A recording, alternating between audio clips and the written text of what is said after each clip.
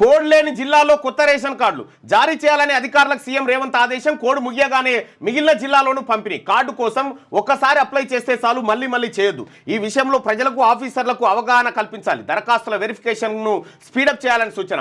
ఉగాది నుంచి సన్నబియ్యం సరఫరా చేయబోతా ఉన్నట్టుగా ముఖ్యమంత్రి రేవంత్ రెడ్డి ఆదేశాలు జారీ చేశారు. ఇక రాష్ట్ర తలసరి ఆదాయం 3,12,522. పర్ క్యాపిటా ఇన్కంలో పెద్ద రాష్ట్రాల్లో మనమే టాప్. జిఎస్డిపిలో 7వ స్థానం. రాష్ట్రంలో తలసరిలో టాప్ రంగారెడ్డి జిల్లా. మెజారిటీ ఉపాధి రంగం వ్యవసాయమే. 51% మందికి అగ్రి అనుబంధ రంగాల్లోనే పని. తెలంగాణ స్టాటిస్టికల్ అబ్స్ట్రాక్ట్ నివేదికలో వెల్లడి. సో ఇది రాష్ట్రంలో కొత్త రేషన్ కార్డుల జారీకి ఏర్పాట్లు చేయాలని అధికారులను సీఎం రేవంత్ రెడ్డి ఆదేశించారు.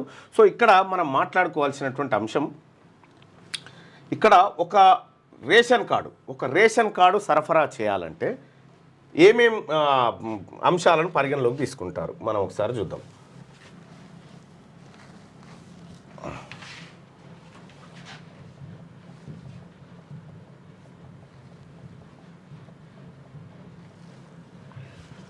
ఒక కొత్త రేషన్ కార్డుకు ఇన్కమ్ లిమిట్ ఎంత ఉంటుంది? In Telangana the income limit for a BPL beneficiary house hold ration card is Rs 1.5 lakh per year in rural areas and 2 lakh per year in urban areas. అంటే దీన్ని బట్టి మనకి ఏమర్థం, గ్రామీణ ప్రాంతాల్లో ఏడాదికి 1.5 లక్షల ఆదాయం, ఆ తర్వాత పట్టణ ప్రాంతాల్లో ఏడాదికి 2 లక్షల వరకు ఆదాయం ఉన్నటువంటి కుటుంబాలు అర్హత సాధిస్తాయి. అంతకంటే ఎక్కువ ఉంటే సాధించాయి. సో ఇది బెనిఫిషరీకి సంబంధించినటువంటి లెక్క. అయితే మనం ఇక్కడ చూసుకోవాల్సింది ఏంటంటే, ఇక్కడ రాష్ట్ర తలసరి ఆదాయం అంటే ఒక తలకు ఉన్నటువంటి ఆదాయం 3,12,522 రూపాయలు తలసరి ఆదాయం ఒక ఏడాదిలో ఈ తలకు ఉన్నదని చెప్పి చెప్తా ఉన్నాం. తెలంగాణలో ఒక ఇంట్లో 4 ఉంటే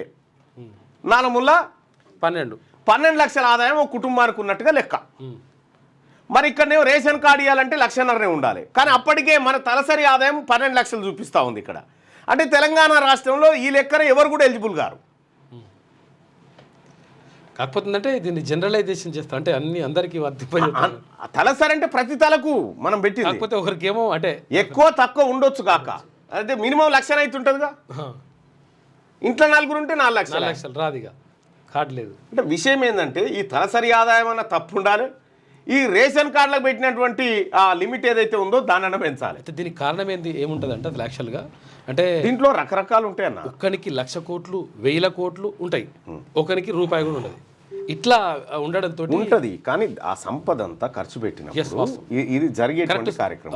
నువ్వు ఎవరన్నా నువ్వు రేషన్ కార్డులకు సంబంధించి రేషన్ కార్డు పొందాలంటే ఏది బిలో పవర్టీ లైన్ కు సంబంధించినటువంటి వాళ్ళు ఎట్లా గుర్తింపబడతారంటే, మనం రేషన్ కార్డులు బీపీఎల్ఏ ఇస్తాం, బిలో పవర్టీ లైన్ కోసమే ఇస్తాం. ఆ బిలో పవర్టీ లైన్ కి 1.5 lakh పర్ ఇయర్ ఇన్కమ్ ఉంటే రూరల్ ఏరియాలో, అలాగే అర్బన్ ఏరియాలో 2 lakh పర్ ఇయర్ అనేటువంటిది. ఇక్కడ తలసరి ఆదాయం కూడా ఏడాదికి లెక్క పెడతా ఉన్నాం. ఈ ఏడాది తలసరి ఆదాయం ఇంత ఉంది అని చెప్పి చెప్తా ఉన్నాం. దీన్ని బట్టి ఏమర్థమవుతుంది, దారిద్ర్య రేఖకు ఎవరు దిగువ లేరు అన్నట్టుగా మనకు ఇది కనిపిస్తూ ఉంది. వాస్తవానికి ఉన్న వాళ్ళు ఉన్నారు. మరి ఎక్కడ లెక్కల్లో తేడా వచ్చింది? తేడా ఎక్కడ వచ్చింది? ఓ అబద్ధం కప్పిపుచ్చడానికి ఇంకో అబద్ధం, దీన్ని కప్పిపుచ్చడానికి ఇంకోటి, ఇట్లా ఇది తయారు చేసి పెట్టిరు.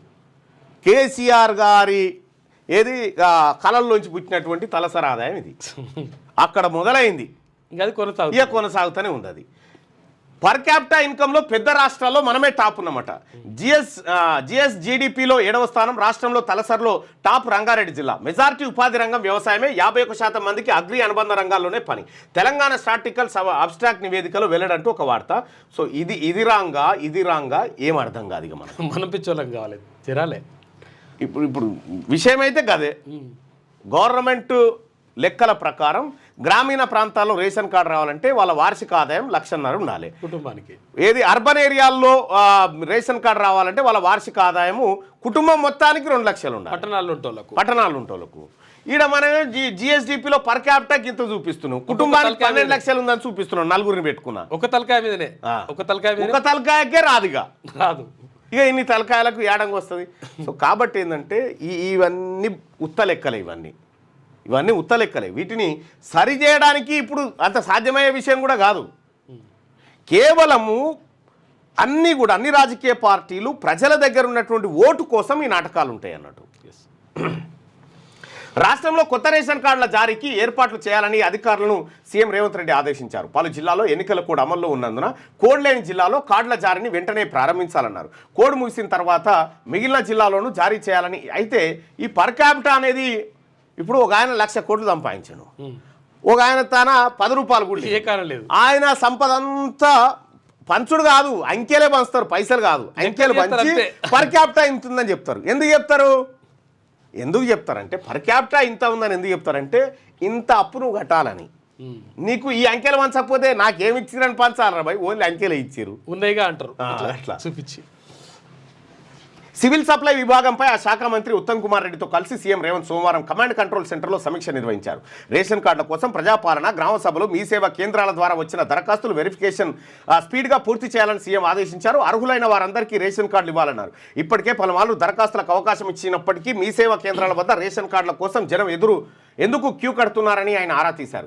దరఖాస్తు చేసిన వారే మళ్ళీ వస్తున్నారని, అందుకే రద్దీ ఉంటుందని అధికారులు తెలిపారు. వెంటనే కార్డులు జారీ చేస్తే ఈ సమస్య వచ్చేది కాదని, ఇప్పటికైనా ఆలస్యం చేయకుండా కొత్త కార్డులు జారీ చేసేందుకు చర్యలు చేపట్టాలని సీఎం ఆదేశించారు.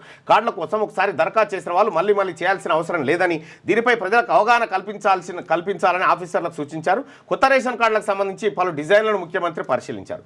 సన్నబియ్యం పంపిణీకి ఏర్పాట్లు రివ్యూలో భాగంగా సన్నబియ్యం పంపిణీ పైన సీఎం రేవంత్ రెడ్డి సమీక్షించినట్టు తెలిసింది. ఉగాది లేదంటే ఏప్రిల్లో సన్నబియ్యం పంపిణీ ప్రారంభించేలా చర్యలు తీసుకోవాలని సివిల్ సప్లై అధికారులను ఆదేశించినట్టుగా సమాచారం చేస్తే, సన్నబియ్యంకి సంబంధించినటువంటి మనం జనవరి నుంచే అనుకున్నాం, అది పోయింది. రేషన్ కార్డులు కూడా జనవరి నుంచి అనుకున్నాం, అది పోయింది. సరే ఇప్పటికైనా ఆలస్యమైనప్పటికీ కూడా కొంత ఇవ్వండి, కానీ ఈ గందరగోళం లెక్కలేందో ఇక అది మేధావులు ఆలోచించాలి. ఇప్పుడు అది ఏది కోడ్ లేని జిల్లాలంటే 3 జిల్లాలు ఉంటాయి. ఉమ్మడి హైదరాబాద్, రంగారెడ్డి, మహబూబ్ నగర్. ఈ 3 జిల్లాలు ఉంటే 7 జిల్లాలు ఆల్రెడీ నడుస్తుంది కోడ్.